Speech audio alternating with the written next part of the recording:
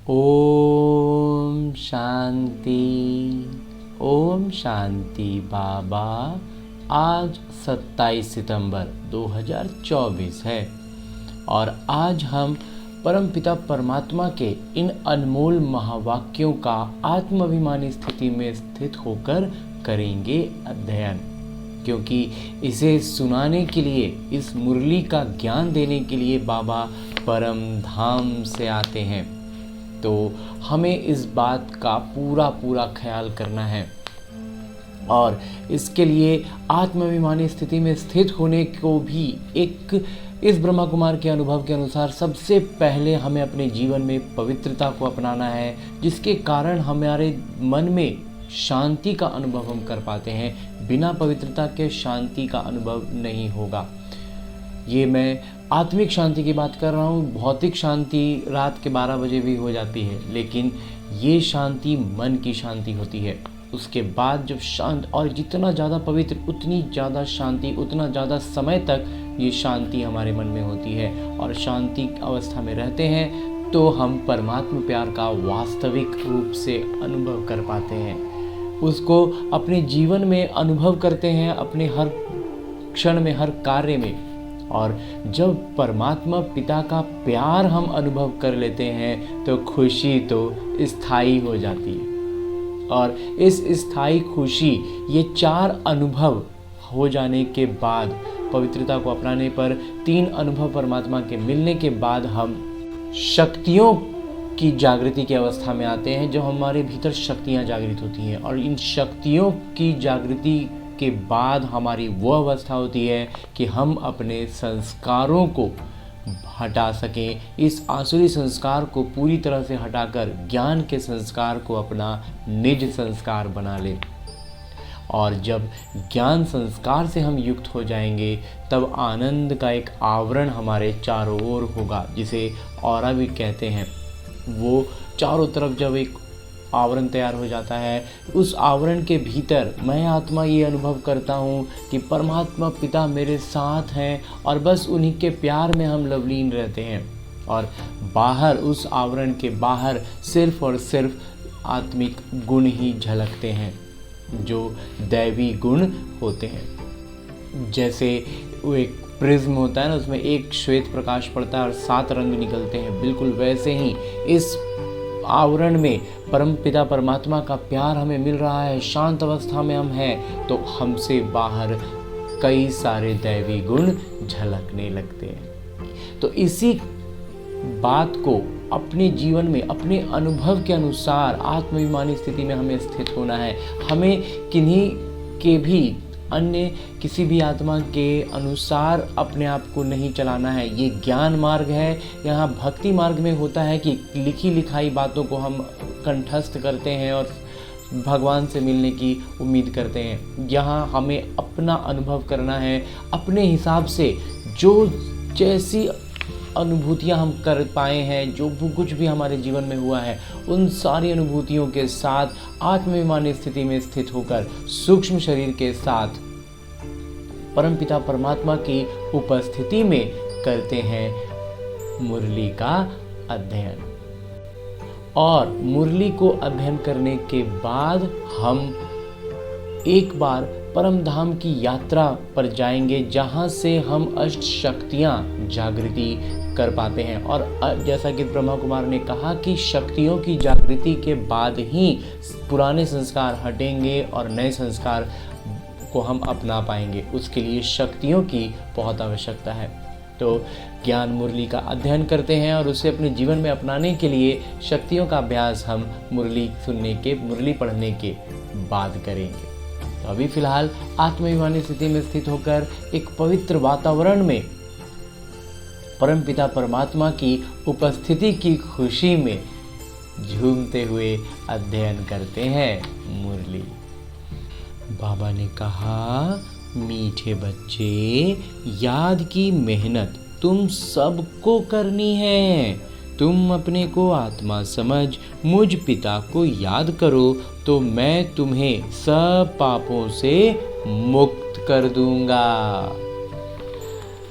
और आगे मेरे बाबा प्रश्न रूप में कह रहे हैं कि सर्व की सद्गति का स्थान कौन सा है, जिसके महत्व की सारी दुनिया को पता चलेगा। उत्तर बतलाते हैं मेरे बाबा कि आबू भूमि है सबकी सद्गति का स्थान। सद्गति के लिए आबू की जो धरा बाबा कहते हैं ये सबसे बड़ा तीर्थ है। तुम ब्रह्मा कुमारीज के सामने ब्रैकेट में लिख सकते हो, ये सर्वोत्तम तीर्थ स्थान है। सारे दुनिया की सद्गति यहीं से होनी है। सर्व का सद्गति दाता पिता और आदम ब्रह्मा यहाँ पर बैठकर सबकी सद्गति करते हैं। आदम अर्थात आदमी, वो देवता नहीं है। आदम का मतलब बाबा कहते हैं आदमी, वो देवता नहीं है, क्योंकि वो लौकिक इस दुनिया में थे, इस दुनिया में सब कुछ कर रहे थे, इसलिए वो भी एक साधारण मनुष्य थे। वो उस समय देवता नहीं थे, उसे भगवान भी नहीं कह सकते। जब देवता नहीं है तो फिर भगवान कैसे होंगे। यही सब में बच्चे मूंझते हैं, तो आज बाबा उस पर बतला रहे हैं। ओम शांति। डबल ओम शांति, क्योंकि एक है पिता की, दूसरी है ब्रह्मा बाबा की। दोनों की आत्मा है ना, वो है परम आत्मा और ये है आत्मा।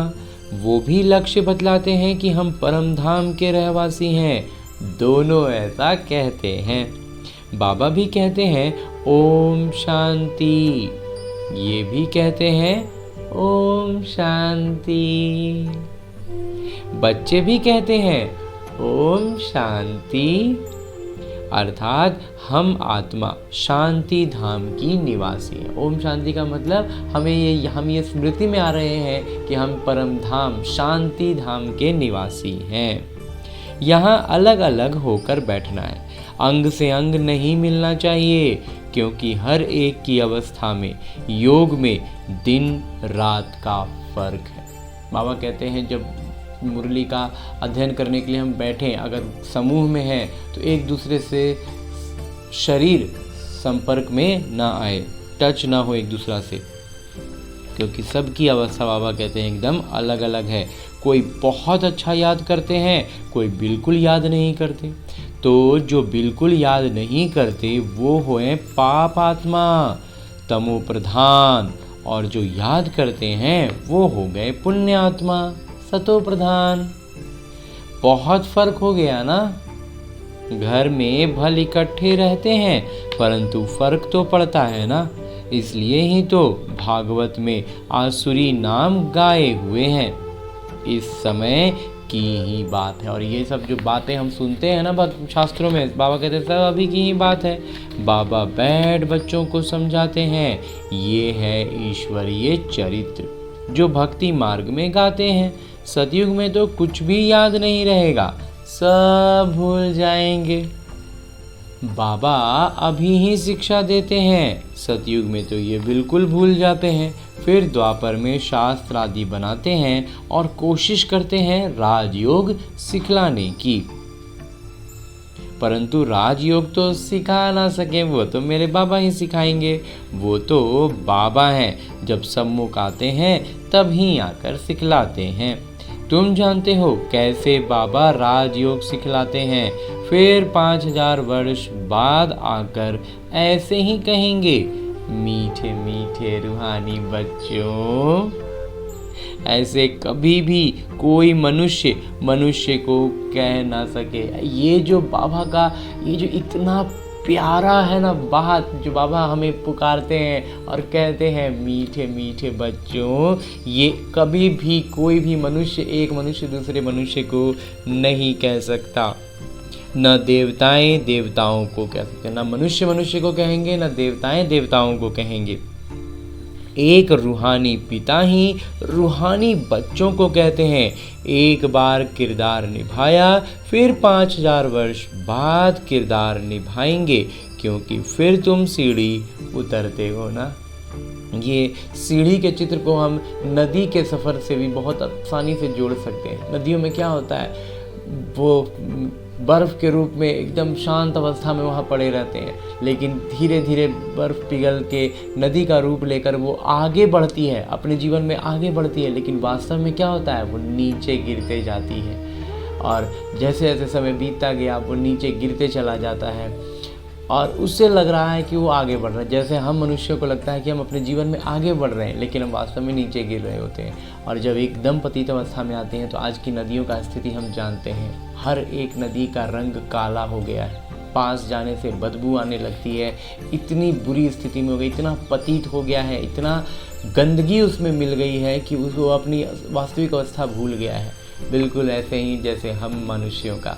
लेकिन इसे निकलने के लिए बाबा क्या उपाय बतला रहे हैं? बाबा सूर्य, ज्ञान सूर्य की तरह हैं और इस ज्ञान सूर्य से हमें बस वाष्पित हो जाना है, उस विकारों को वहीं छोड़कर हमें बस उड़ जाना है और बादल का रूप ले लेना है।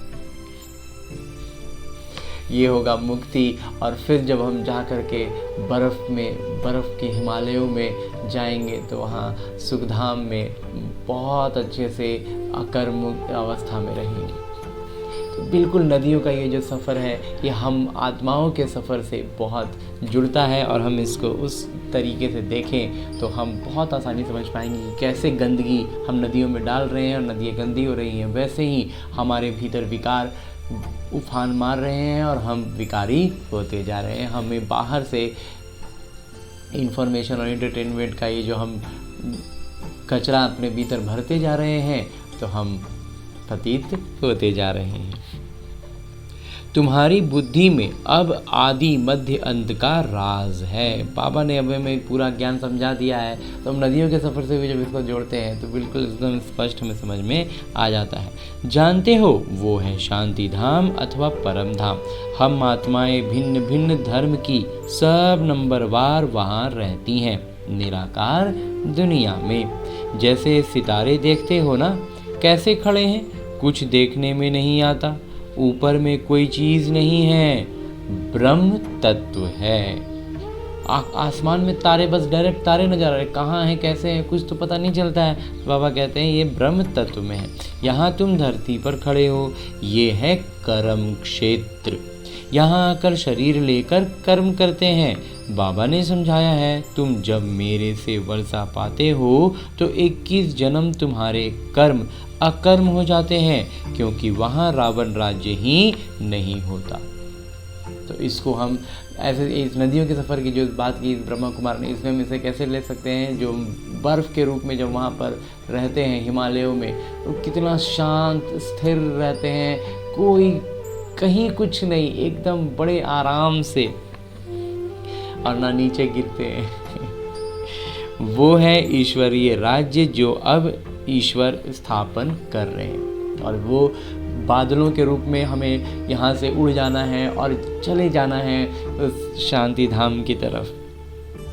तो ये काम हमें, और ये लेकर जाएंगे कौन? वो ज्ञान सूर्य परम पिता परमात्मा। तो बच्चों को समझाते रहते हैं शिव बाबा को याद करो तो स्वर्ग के मालिक बनो। स्वर्ग शिव बाबा ने स्थापन किया ना, तो शिव बाबा को और सुखधाम को याद करो। तो जो हमें लेकर जा रहे हैं परमपिता परमात्मा, उनको याद करना है, और जहाँ लेकर जा रहे हैं वहाँ का याद कर सकते हैं। पहले पहले शांति धाम को याद करो तो चक्र भी याद आएगा। बच्चे भूल जाते हैं, इसलिए घड़ी घड़ी याद कराना पड़ता है। मीठे मीठे बच्चों, अपने को आत्मा समझो और बाबा को याद करो तो तुम्हारे पाप भस्म हो। प्रतिज्ञा करते हैं तुम याद करेंगे तो पापों से मुक्त करूँगा। बाबा आज बहुत गहरी बात कहते हैं कि बाबा प्रतिज्ञा करते हैं कि तुम याद करेंगे तो पापों से मुक्त करूँगा। बाबा ने इस बात का गारंटी तो बाबा देते ही हैं। आज बाबा ने इसको फिर से दोहराया है कि हमें सिर्फ बाबा की याद में रहना है, पाप भस्म करने का काम बाबा कर देंगे। बाबा ही पतित पावन सर्वशक्तिवान अथॉरिटी हैं, उनको वर्ल्ड अलमाइटी अथॉरिटी कहा जाता है। विश्व की सर्वोच्च सत्ता है, सर्वोच्च शक्ति हैं मेरे बाबा।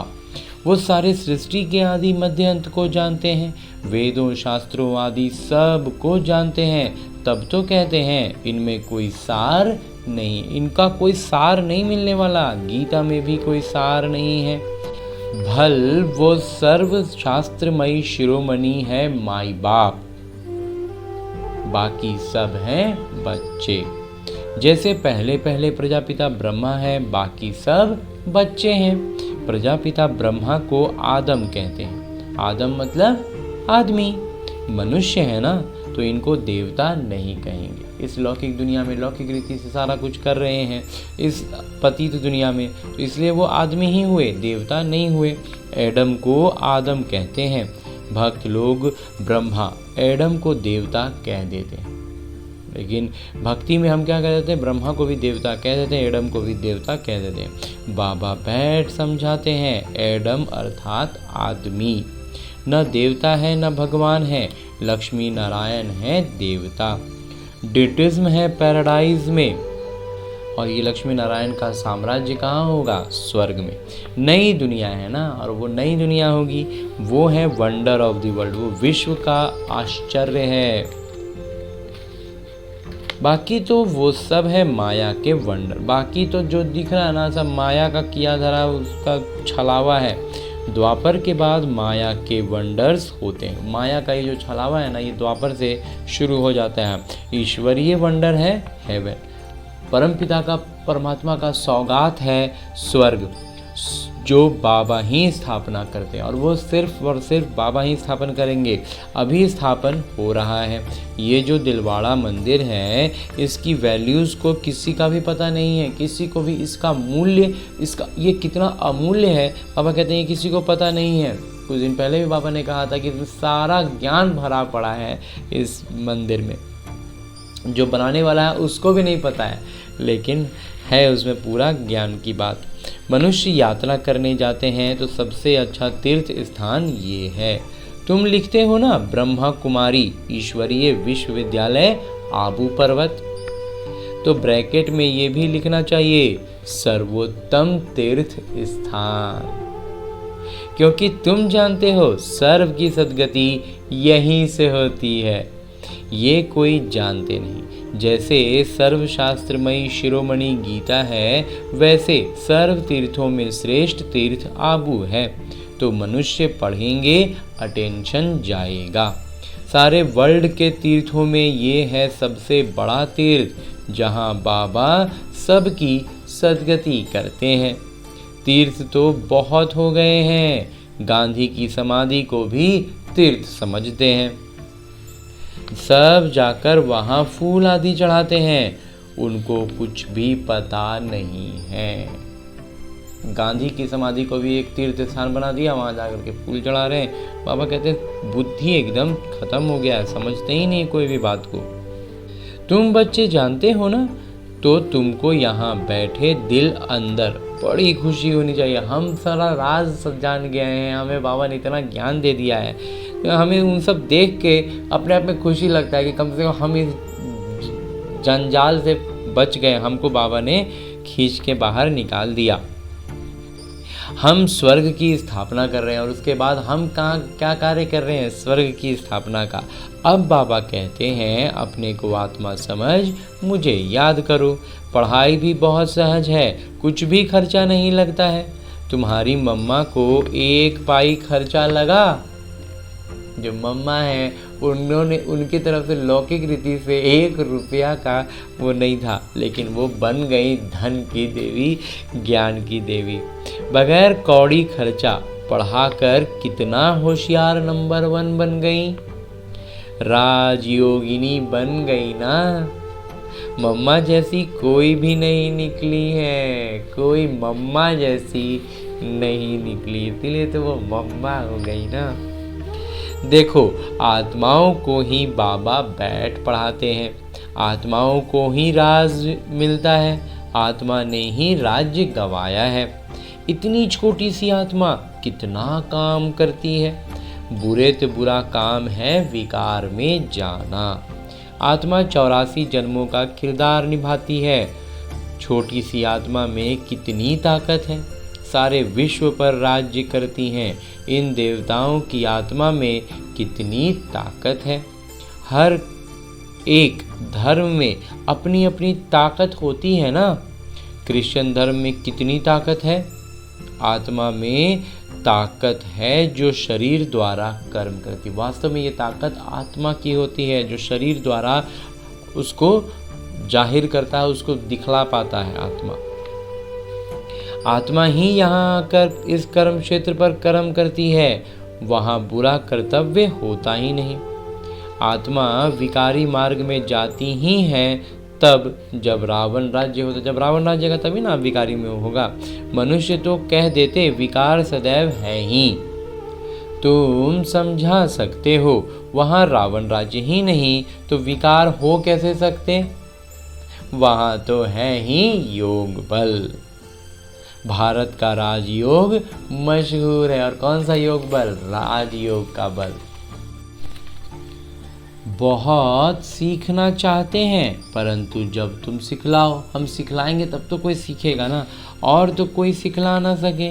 जैसे महर्षि थे, कितनी मेहनत करते थे योग सिखलाने के लिए, परंतु दुनिया थोड़ी ही जानती है कि हठ योगी राजयोग कैसे सिखलाएंगे। जो वो हठ योगी हैं तो वो राजयोग कैसे सिखला सकते हैं। चिन्मयानंद के पास कितने जाते हैं, एक बार वो कह देते कि सचमुच भारत का प्राचीन राजयोग सिवाय बीके के कोई समझा नहीं सकते हैं तो बस। परंतु ऐसा कायदा नहीं है। अगर वो एक कोई बड़े बड़े जो ऋषि हैं अभी के समय में, बाबा कहते हैं अगर वो एक बार कह दें कि सदगति तो तुमको बीके ही देंगे, ब्रह्मा कुमार कुमारियाँ ही देंगे, तो पूरा काम ही हो जाएगा। एक तरह से जितने भक्ति में दौड़ रहे हैं तो ऋषि मुनियों के पास जा रहे हैं तो सारे बच्चे आ जाएंगे। लेकिन बाबा कहते हैं ये कायदा नहीं है। इसलिए बाबा कहते हैं क्योंकि अभी कायदा नहीं है इस तरह का बात होने का, क्योंकि अभी ये आवाज़ हो, ये आवाज़ का अभी वो उस तरह से सारे बच्चे आ जाएं, बाबा कहते हैं अभी उसका समय नहीं है, उसका वो कायदा भी नहीं है। सब थोड़े ही समझेंगे और उसमें भी फिर सब के सब समझ थोड़ी जाएंगे। बड़ी मेहनत है, महिमा भी होगी अंत में। कहते हो ना, अहो प्रभु अहो शिव बाबा आपकी लीला। अभी तुम समझते हो, तुम्हारे सिवाय बाबा को सर्वोच्च पिता, सर्वोच्च शिक्षक, सर्वोच्च सतगुरु और कोई समझते नहीं। यहाँ भी बहुत हैं जिनको चलते चलते माया हैरान कर देती है तो बिल्कुल बेसमझ बन पड़ते हैं। बड़ी मंजिल है, युद्ध का मैदान है, इसमें माया विघ्न डालती है। वो लोग विनाश के लिए तैयारी कर रहे हैं। तुम यहाँ 5 विकारों को जीतने के लिए पुरुषार्थ कर रहे हो। तुम विजय के लिए, वो विनाश के लिए पुरुषार्थ कर रहे हैं। बाबा कहते हैं तुम विजय के लिए पुरुषार्थ कर रहे हो और वो विनाश के लिए कर रहे हैं। दोनों काम इकट्ठा होगा ना, एक साथ ही होगा। एक तरफ स्थापना का सारा काम तैयारी होता चलेगा और दूसरी तरफ विनाश का भी काम होगा। अभी समय पड़ा है, बाबा कहते हैं अभी है समय, इसलिए दोनों तरफ से काम हो रहा है। हमारा राज्य थोड़े ही स्थापन हुआ है, राजाएं प्रजा अभी सब बनने हैं। तुम आधा कल्प के लिए बाबा से वर्षा लेते हो, बाकी मोक्ष तो कोई को मिलता नहीं। वो लोग भल कहते हैं फलाने ने मोक्ष को पाया, मरने के बाद उनको थोड़े ही मालूम है कि कहाँ गया। फिर मरने के बाद वो गया कहाँ थोड़ी मालूम चलता है। ऐसे ही गपोड़े मारते रहते हैं, कुछ आगे पीछे का ना समझ है, ना उसको समझा सकते हैं, ना खुद समझते हैं ना समझा सकते हैं, लेकिन गपोड़े मारते रहते हैं। तुम जानते हो जो शरीर छोड़ते हैं वो फिर दूसरा शरीर जरूर लेंगे, मोक्ष पा नहीं सकते। ऐसे नहीं कि बुदबुदा पानी में लीन हो जाता है। बाबा कहते हैं ये शास्त्र आदि सब भक्ति मार्ग की सामग्री है। तुम बच्चे सम्मुख सुनते हो, गरम गरम हलवा खाते हो। बाबा से सम्मुख आकर के जो मुरली सुन रहे हैं, बाबा कहते हैं वो क्या है? वो है गरम गरम हलवा। सबसे ज़्यादा गरम हलवा कौन खाते हैं? ब्रह्मा। ये तो बिल्कुल उनके बाजू में बैठे हैं, झट सुनते हैं और धारण कर दें। फिर यही ऊंच पद पाते हैं, और इसलिए वो ऊंच पद फिर पाते हैं। सूक्ष्म वतन में, वैकुंठ में इनका ही साक्षात्कार करते हैं। यहाँ भी उनको ही देखते हैं इन आँखों से तो दिखाई वहीं पड़ते हैं। बाबा पढ़ाते तो सबको हैं, बाकी है याद की मेहनत। याद में रहना जैसे तुमको डिफ़िकल्ट लगता है, वैसे इनको भी। इसमें कोई कृपा की बात नहीं। बाबा कहते हैं हमने लोन लिया है, उनका हिसाब किताब दे देंगे। बाबा ने लोन लिया है तो बाबा हिसाब किताब बराबर नहीं करेंगे। बाकी याद का पुरुषार्थ तो इनको भी करना है। बाकी बाबा कहते हैं याद का जो पुरुषार्थ है, याद करने में जो विघ्न आता है, जो मेहनत लगता है, वो बाबा कहते हैं वो तो ब्रह्मा बाबा को भी करना है। समझाता भी हूँ बाजू में बैठा है। बाबा को हम याद करते फिर भी भूल जाते हैं। सबसे ज़्यादा मेहनत इनको करनी पड़ती है, सबसे ज़्यादा मेहनत, क्योंकि उनसे और अपेक्षाएं बढ़ जाती हैं ना। युद्ध के मैदान में जो महारथी पहलवान होते हैं, जैसे हनुमान का मिसाल है, तो उनकी ही माया ने परीक्षा ली, क्योंकि वो महावीर थे। जितना ज़्यादा पहलवान उतनी ज़्यादा माया परीक्षा लेती है। तूफ़ान ज़्यादा आते हैं, उनको फिर तूफ़ान भी ज़्यादा आएगा, परीक्षाएं भी बहुत आएंगी, बहुत कठिन कठिन परीक्षाएं आएंगी, क्योंकि हम महावीर बन रहे हैं। बाबा रोज़ समझाते हैं खबरदार रहना। लिखते हैं बाबा माया बहुत तूफ़ान लाती है। कोई देह अभिमानी होते हैं तो बाबा को बतलाते ही नहीं, तुम अभी बहुत अक्लमंद बनते हो। आत्मा पवित्र होने से फिर शरीर भी पवित्र मिलता है। तो अब हम क्या कर रहे हैं, अपने आप आत्मा को पवित्र बनाने का पुरुषार्थ कर रहे हैं, जिसके कारण हमें फिर शरीर भी पवित्र मिलता है। आत्मा कितना चमत्कारी हो जाती है। पहले तो गरीब ही उठाते हैं। बाबा भी भाई बहन नहीं बने हैं, तो भाई भाई कैसे बनेंगे। बाबा भी गरीब निवास गाए हुए हैं, बाकी तो वो लोग देरी से आएंगे। तुम समझते हो जब तक भाई बहन नहीं बने हैं तो भाई भाई कैसे बनेंगे। जब तक विकार से थोड़ा सा ऊपर नहीं उठेंगे, भाई बहन की दृष्टि नहीं आएगी, तो फिर आत्मिक अवस्था में रह करके भाई भाई की दृष्टि कैसे आएगी, कैसे बनेंगे। प्रजापिता ब्रह्मा की संतान तो भाई बहन ठहरे। प्रजापिता ब्रह्मा बाबा के संतान हो गए, हम ब्रह्मा कुमार कुमारी बन गए, तो फिर हम भाई बहन ही ठहरेंगे ना। फिर बाबा समझाते हैं भाई भाई समझो। तो हमें विकारों से थोड़ा ऊपर उठना है, तब हम आत्मिक अवस्था में आ पाएंगे, और तभी खुद को भी आत्मा समझेंगे, दूसरों को भी आत्मा रूप में देखेंगे, तो भाई भाई समझेंगे। ये है पिछाड़ी का संबंध। फिर ऊपर भी भाइयों से जाकर मिलेंगे। अभी आत्मा रूप में भाई भाई समझेंगे, तो ऊपर जाएंगे भी तो वहाँ भी तो सब आत्मा रूप में रहेंगे ना, तो भाई भाई से मिलेंगे। फिर सतयुग में नया संबंध शुरू होगा। वहाँ पर साला, चाचा, मामा आदि बहुत संबंध नहीं होते। संबंध बहुत हल्का होता है। बहुत दूर के भारी भारी रिश्तों के जो उलझनों में हम उलझ रहे हैं आज के समय में, बाबा कहते हैं वो सब नहीं होगा सतयुग में। एकदम हल्के हल्के फिर बढ़ता जाता है। अब तो बाबा कहते हैं भाई बहन भी नहीं, भाई भाई समझना है। अब बाबा कहते हैं हमें अब अपनी अवस्था ऐसी रखनी है कि हर किसी को हम आत्मिक रूप में देखें, नाम रूप से भी निकल जाना है। बाबा भाइयों यानी आत्माओं को ही पढ़ाते हैं। प्रजापिता ब्रह्मा है, तब भाई बहन है ना। श्री कृष्ण तो खुद ही बच्चे हैं, वो कैसे भाई भाई बनाएंगे। गीता में भी ये बातें नहीं हैं। ये है बिल्कुल न्यारा ज्ञान। गीता में भी ये सारा बात थोड़ी था, एकदम न्यारा बाबा देते हैं। नाटक में सब नूंद है, लेकिन नाटक में सब नूंद है। एक क्षण का किरदार न मिले दूसरे क्षण से।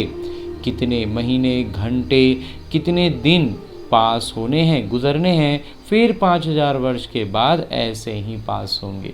फिर जब 5000 वर्ष आएगा तो फिर यही सब समय चलेगा। कम बुद्धि वाले तो इतनी धारणा कर न सकें, इसलिए बाबा कहते हैं ये तो बहुत सहज है। अपने को आत्मा समझो, बेहद के पिता को याद करो। पुरानी दुनिया का विनाश भी होना है। बाबा कहते हैं मैं आता ही तब हूँ जब संगम है। तुम ही देवी देवता थे, ये जानते हो। अब इनका राज्य था तब और कोई धर्म नहीं था। जब देवी देवताओं का राज्य था तो फिर और कोई धर्म नहीं था। अभी तो इन्हों का राज्य ही नहीं है। अभी तो देवी देवता खुद को भूले हुए हैं ना सब, तो उनका राज्य भी नहीं है। अच्छा, मीठे मीठे सिकिलते बच्चों प्रति माता पिता बाबा का याद प्यार और आशीर्वाद। रूहानी बाबा की रूहानी बच्चों को नमस्ते। हम रूहानी बच्चों की ओर से रूहानी माता पिता को याद प्यार और प्रणाम।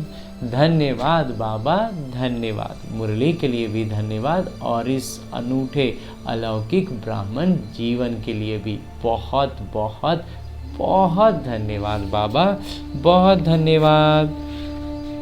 आगे आज की मुरली से लिए गए वो प्रमुख बिंदु हैं जिन्हें हमें अपने ब्राह्मण जीवन में धारण करने हैं और ब्राह्मण जो देवता बनना है। उसमें सबसे पहले है कि अब पिछाड़ी का समय है, वापस घर चलना है, इसलिए अपनी बुद्धि नाम रूप से निकाल देनी है। हम आत्मा भाई भाई हैं, ये अभ्यास करना। ना खुद का नाम रूप में फंसना है, ना दूसरों के नाम रूप में फंसना है। पूरी तरह से आत्मा को रूप में रहना है और भाई भाई समझना है। देह अभिमान में नहीं आना है, देह का भान पूरा खत्म। दूसरा है हर एक की अवस्था और योग में रात दिन का फर्क है, इसलिए अलग अलग होकर बैठना है। अंग अंग से ना लगे, एक दूसरे को स्पर्श हो ऐसा नहीं होना चाहिए। जब समूह में सब सारे बच्चे बैठे तो एकदम अलग अलग। पुण्यात्मा बनने के लिए याद की मेहनत करनी है। शारीरिक रूप से कोई भी किसी से स्पर्श ना करे। बाबा इस बात के लिए हमें कई बार सजग करते हैं कि हम इस बात का भी पूरा पूरा ख्याल रखें, मर्यादा में रहें। और आगे मेरे बाबा वरदान दे रहे हैं। वरदान देते हुए मेरे बाबा कहते हैं, बाबा के प्यार में अपनी मूल कमजोरी कुर्बान करने वाले ज्ञानी तू आत्मा भव। माता पिता देखते हैं अभी तक 5 ही विकारों के व्यर्थ संकल्प ज़्यादातर के चलते हैं। ज्ञानी आत्माओं में भी कभी कभी अपने गुण व विशेषता का अभिमान आ जाता है।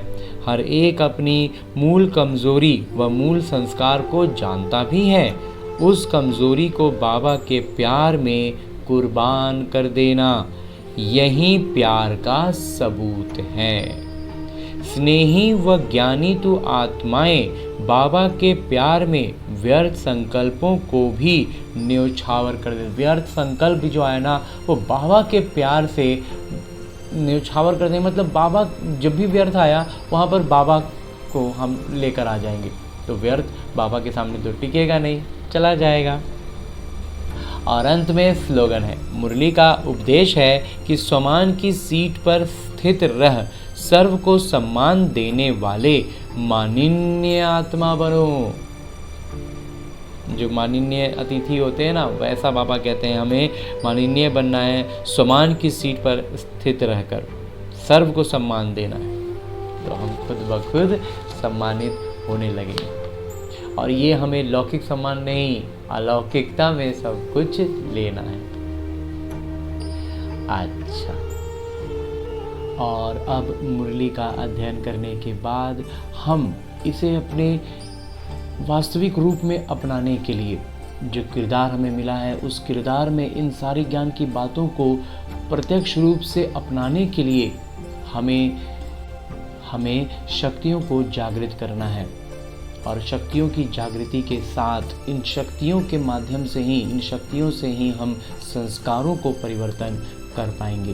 तो इसके लिए परम धाम की यात्रा करनी है। परम धाम में हमारा सूक्ष्म शरीर भी नहीं होगा और तब हम सिर्फ अपने मन बुद्धि संस्कारों के साथ परम धाम में बाबा की उपस्थिति में पहुंचते हैं और अष्ट शक्तियों की जागृति के बाद लौटते हैं, जिसमें हमें बस इस बात का ध्यान रखना है कि सबसे पहले हमें जीवन में जो शक्ति मिलती है वो होती है सहन शक्ति।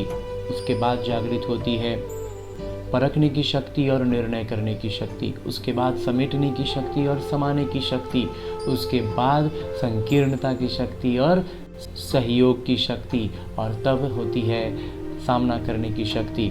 जब 7 शक्तियों में निपुण होते हैं तो ये 8वीं शक्ति में का अभ्यास हम कर पाते हैं कि हम अपनी निरंतर अवस्था को श्रेष्ठ रखें। अंतिम घड़ी का पता नहीं, तो हम हमेशा अपनी उस अवस्था पर रहें जब अंतिम घड़ी हमारे लिए कोई बड़ी बात न लगे। तो ऐसे अभ्यास करना है। अष्टशक्तियों में की जागृति के साथ वापस लौटते हैं अपने उसी स्थान पर, तो हम ये अनुभव करते हैं कि परमपिता परमात्मा अव्यक्त रूप से में रहकर हमें एक इशारा भी देते हैं।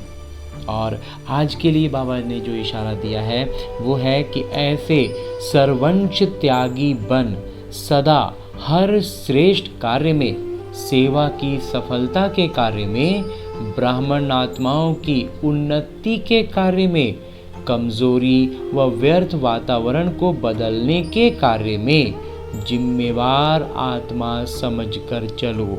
खुद को जिम्मेवार मानना है इन सारी बातों के लिए।